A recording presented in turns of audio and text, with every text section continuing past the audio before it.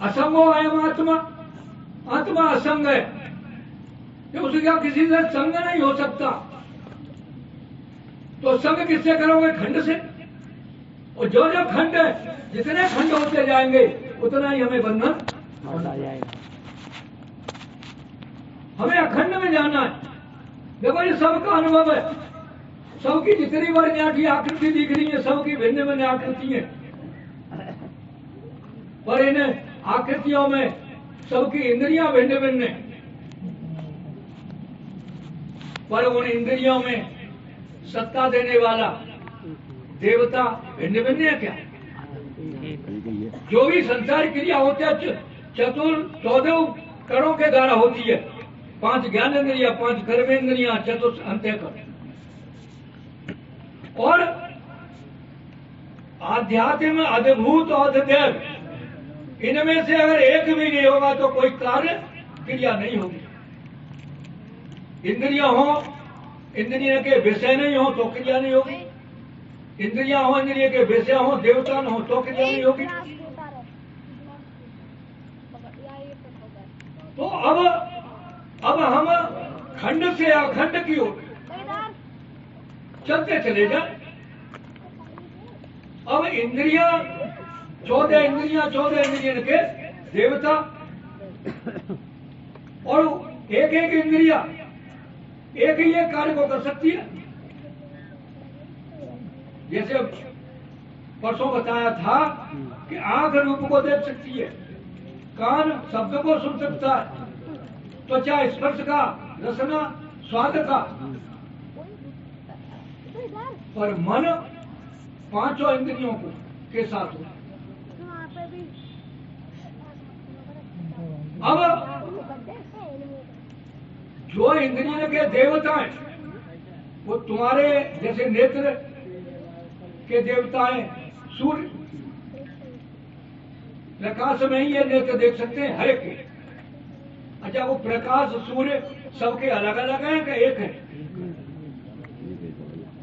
अच्छा, ये 14 जो देवता बताए इंद्रियों के, इन 14 देवताओं को सत्ता देने वाला एक है का एक है, और वो तुमसे भिन्न का भिन्न है, अभिन्न है। पर हमारी उधर दृष्टि में जाकर हमारी जो दृष्टि अधिकार भेद की हो सकती। तुलसी बाबा ने एक पद इतना बढ़िया कहा है विवेका में, विनय पत्रिका में, कि केशव कही न जाए का कही, देखत तब रचना विचित्र, समुझ मन मन रही, शून्य भुक्त पर चित्र रंग नहीं, तन बिन लिखे चितेरे, और धोए मिटे न मरे भीत जम, ये तन दुख पाए ये तन हेरी, रविकर नीर बसत एक दारुण, मगर रूप ते माई, और बदन हीन जे गिरसे चराचर, पान करन दुख, को कहे झूठ सत्य कहे को, युगल प्रबल को माने, और तुलसीदास जब हरे 3 ब्रह्म, सो आप पहचान। इतनी विचित्र रचना है परमात्मा, कहने में नहीं आती। सब उदाहरण देते कि 10 यात्री कहीं तीर्थ को जा रहे थे, रास्ता में उन्हें एक नदी मिली, मृगवार की नदी। अब जाके पार करी तो विचार कर लगे कि हमें तो कोई ज्ञान हटेगा, एक हम तो ना। अब वो 9 तो गिने अपने न गिने, और 10 में अपने न गिने। 9 को तो ज्ञान यहाँ बैठेगा समझने, पर 10 में भूले बैठे। अब जो गिने सो 9 ही बता। अम्मा कोई एक आप तो काम ज्ञानी पुरुष जा रहे उन्हें कि भैया कैसे उद्बोधन कर रहे हो कि हम 10 आए और 9 रह गए, और वहां गिने कि 10 बैठे। तो उन्होंने ज्ञान कराया, तो 10वां तू है। तो उनके परोक्ष ज्ञान तो उन्होंने करा दिया कि दसवां है, ये तो परोक्ष ज्ञान है। और अपरोक्ष ज्ञान क्या है कि दसवां तू है। अब दसवां कौन है? देखो, अष्टक एक एक गांव में होते हैं 5 ज्ञानेन्द्रियां, एक अष्टक एक में आता है, 5 कर्मेंद्रियां, चतुर्थ अंतःकरण, 5 तन्मात्राएं, 4 है के? और 5 प्राण, और अविद्या, कामना और कर्म 8 है के? और 9 जी स्थूल देह। ज्ञान हो तो समय ज्ञान में। और जो दसवां है जिसकी सत्ता पाकर ये 9 कार्य होते हैं, उसे ही हम सब भूले हुए। और इस सत्संग में उसी का ज्ञान कराने के लिए सत्संग है। सभी यही कहते हैं कि मैं की खोज करो, आखिरकार मैं कौन हूं? सब कहते हैं कि तुम्हारा कभी अभाव नहीं, तुम ज्ञान स्वरूप हो, तुम अद्वितीय हो। पर हम उस मैं को अपने न जानने के कारण जो असत्य है, जैसे देह के इनसे संबंध कर हम अपनी असली मैं को तो भूल जाते हैं और इनमें मैं कर मिले। मैं फलानी जात को, मेरो जी नाम है, मेरो जी वर्ण है। अब इससे जो तो तुम अभी महाराज जी बता रहे आत्मा पर अनात्मा से संबंध करके, और ये संबंध कैसा है? ये संबंध अज्ञान से, जैसे अग्नि में कोई रूप नहीं और लोहे में जलाने की शक्ति नहीं।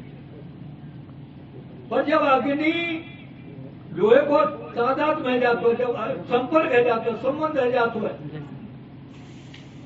तो लोहे की आकृति तो अग्नि में दिख लगी जाती है, लाल लाल आकृति दिख जाती है अग्नि की लोहे में। जैसे लोहा हो तो तैसी अग्नि को आकार बन जाता है। और जो लोहे में जला वो ना आती, पर अग्नि के संबंध थे कोई लोहा तुम्हें जला भी। ऐसे ही कहते थे तुलसी बाबा ने, कहते कि जड़ चेतन गांठ पड़ गई और जदप मृषा छूटत कटे। यही जड़ चेतन की गांठ, और जब ते जीव है संसारी और छूटन ग्रंथन होए। अब जब तक अब गांठ कैसे छूटे? कितने को पढ़ो, कितने को, बस इन दोनों को अलग अलग हमें ज्ञान है जाए, वो जड़ हम जड़ जान ले, चेतन है चेतन जान ले, गांठ कहां?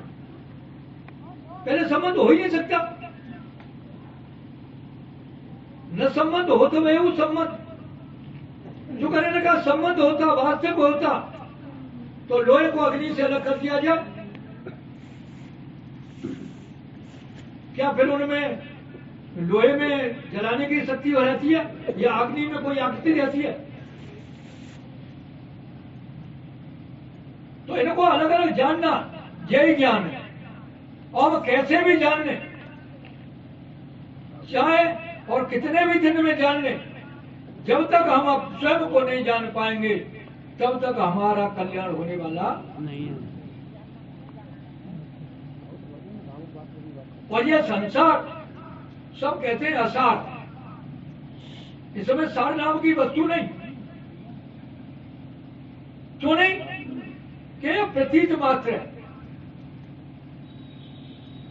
हमने अपने आप अज्ञान से इसे अर्पित कर लिया, क्योंकि रूपवान तो है पर बाद के योग्य, न इसे सत्य कह सकते न असत्य कह सकते। सत्य तो उस वस्तु को कहते हैं जो त्रिकाल बाधित हो, जिस तीनों काल में जिसका बाध न हो, और इसका विचार करो तो फिर बाध हो जाए। और असत्य है जैसे बांध का बेटा, खरगोश के सिंह आज तक किसी ने देखे? अगर बाने के बेटे ही आ जाए तो फिर बाने कहाँ? और ये पिछी ठहरवा बस इसे तुलसी बाबा ने तो पूरी रामायण में जाना जीव जब है जी जागा तब सब विषय विलास विरागा मोह निसाजक सोवन हारा देखिए स्वप्न अनेक प्रकारा। अब हमारा राव कहाँ है संसार में के परमात्मा। जब तक हमारा यहाँ राग है तब तक परमात्मा से हमारा अनुराग संसार में आएगी तो आगे संसार में ही जाता। और ये हमने ही अपने आप जे छोड़ दो टिकटों कर लो हमने अपने आप जैसा।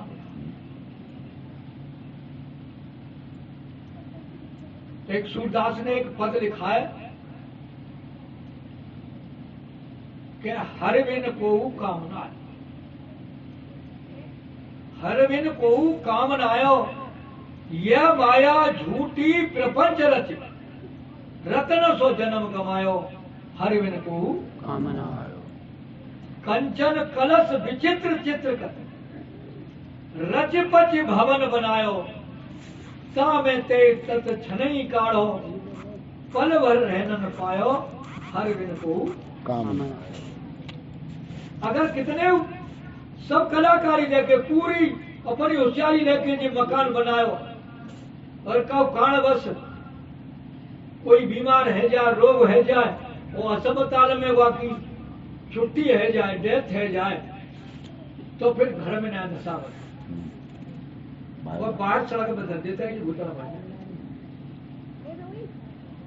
हूं तो संग जरूंगी यों कह त्रिया धूत धन खायो देख रही चित चोर मोर मुख एक न पग पहुंचायो हर बिन को कामना बोल बोल सुत सुजन मित्र जन लीनो सुजस सुहायो और परो जो काज अंत की बिड़िया तेव न आने छुड़ायो हर बिन को